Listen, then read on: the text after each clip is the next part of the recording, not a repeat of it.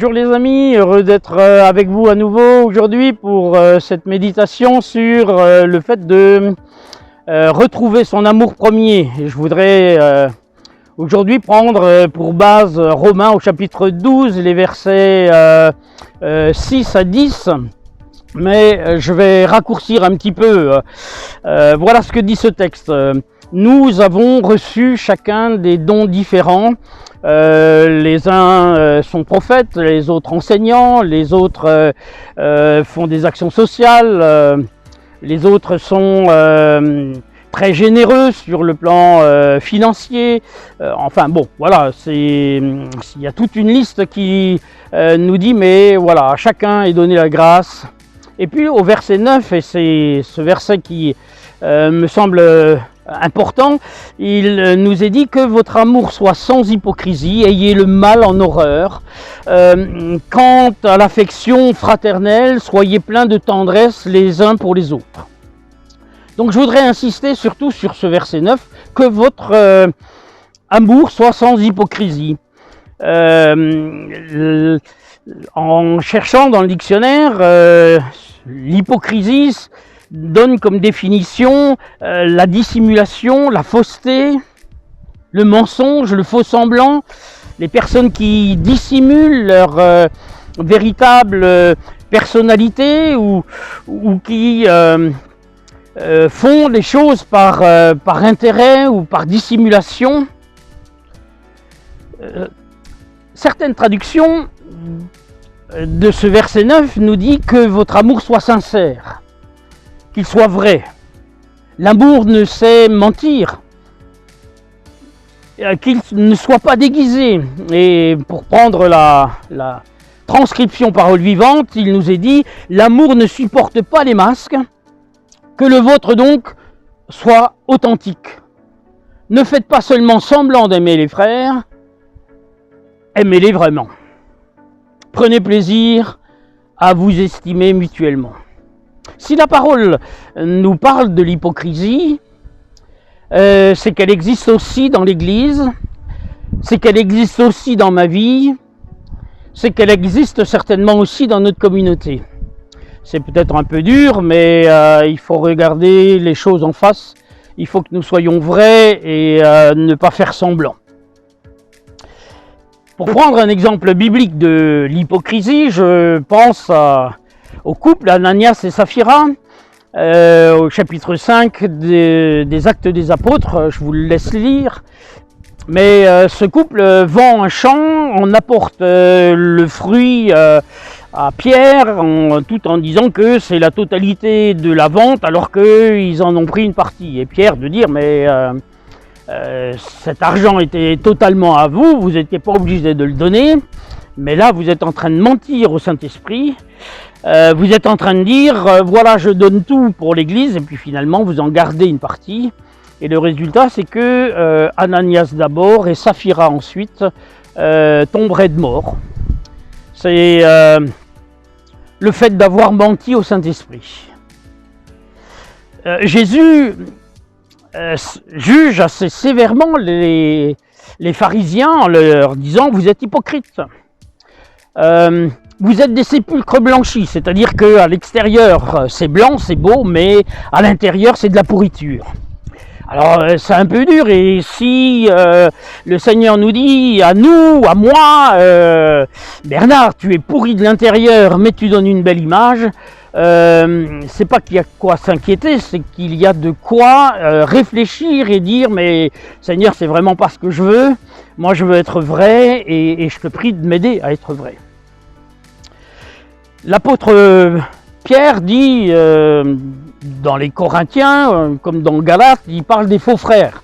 Et il y a dans l'Église des faux frères des personnes qui cherchent à avoir une place, à être reconnues, et qui le fait souvent avec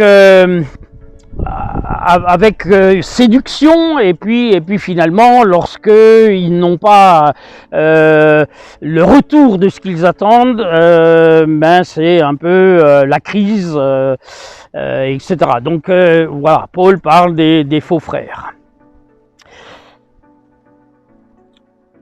j'ai l'impression que le Seigneur nous dit stop. Stop à ce qui est faux. Stop à ce qui n'est pas juste. Je suis impressionné par le verset de Job, chapitre 36, verset 18, je vous le lis. Attention, ne va pas penser que tu peux acheter Dieu par des cadeaux magnifiques. Tu ferais une erreur.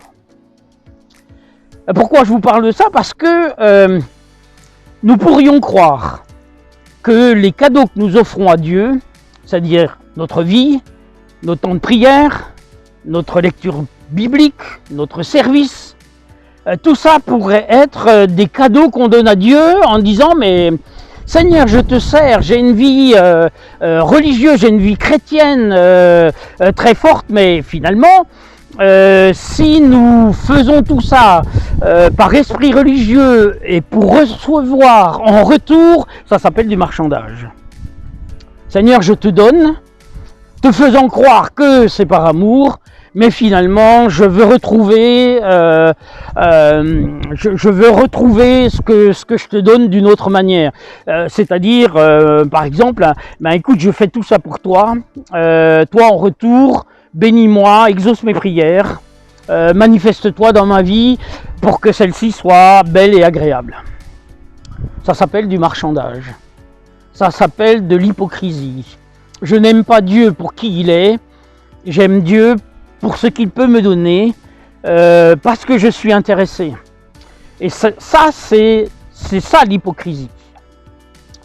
Et puis, il y a un autre élément à différencier. Je me rappelle quand j'étais jeune chrétien, il y avait un chant qui disait « Jésus, mon sauveur, je t'aime ». Et je disais, je me rappelle comme si c'était hier, à mon accompagnateur, mais moi, ce chant-là, je ne peux pas le chanter. Je n'aime pas Jésus. Je n'aime pas Dieu, alors je ne vais pas chanter, même si la mélodie est entraînante, j'ai pas envie.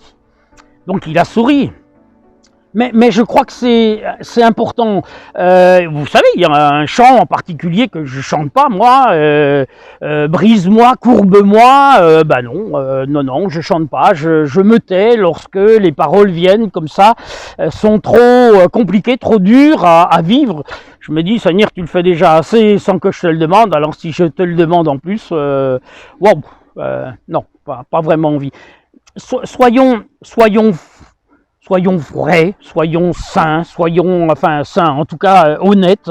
Moi, je crois que Jésus, en tout cas, je suis persuadé que Jésus est moins choqué par le fait de lui dire, Seigneur, je ne t'aime pas, plutôt que de lui dire, Seigneur, je t'aime, et que ce n'est pas vrai.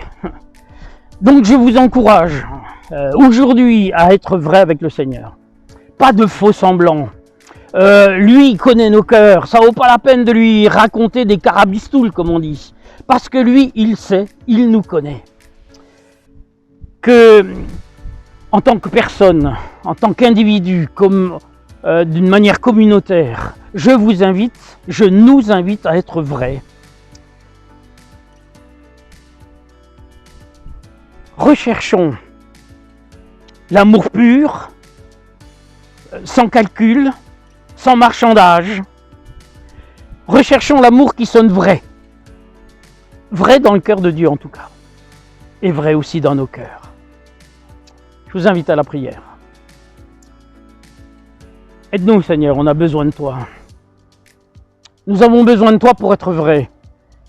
Pour être honnête. Honnête vis-à-vis de toi, mais déjà honnête aussi vis-à-vis de nous-mêmes. Nous te prions. Agis et interviens dans nos cœurs afin que ce soit la vérité qui soit aussi le fondement. La vérité avec l'amour. Mais, ouais, les deux ensemble, vérité et amour. Aide-nous en ce jour. Aide-nous dans les temps qui viennent. Amen. Ok les amis, à très bientôt, que le Seigneur vous bénisse et nous bénisse ensemble.